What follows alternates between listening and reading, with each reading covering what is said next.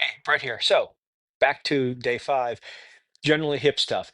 I'm going to go into Blaster for a bit because it's one of the really big poses, it's one of my favorite poses, and I want to show you how I started just to give you an idea of what you might do to get into this pose because it's a really, really helpful pose. So when I got started, and as a reminder, I'm going to show you with a couple different props. Blaster looks something like this.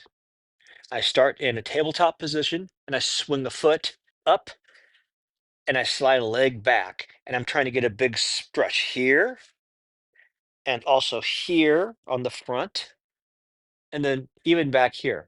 But a lot of times it's really hard to hold on to that. So what I did to start with, since I couldn't hold with my arms, I used a big old blanket, wadded up, and then I actually used two really.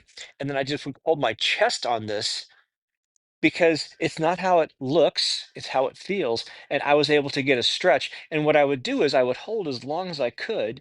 And eventually, over time, over months, I was able to get to the point where my arms could handle it. But I still used a blanket or a pillow for most of the time for, I don't know, the first 2.5, 3 years I was doing this pose. Now I generally don't. I still do.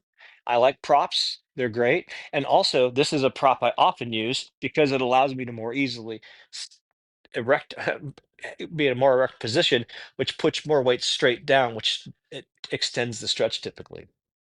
So don't be afraid to use props. In fact, I encourage it.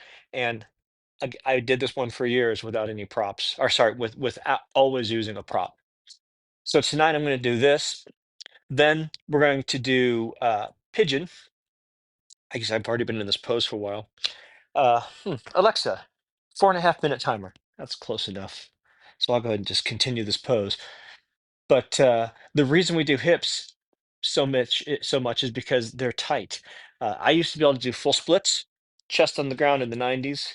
I'm getting back there. I probably won't ever get back that far again, but it's taking a long, long time because I flew in airplanes, typically 2 flights in a week or 4 flights a week for 25 years.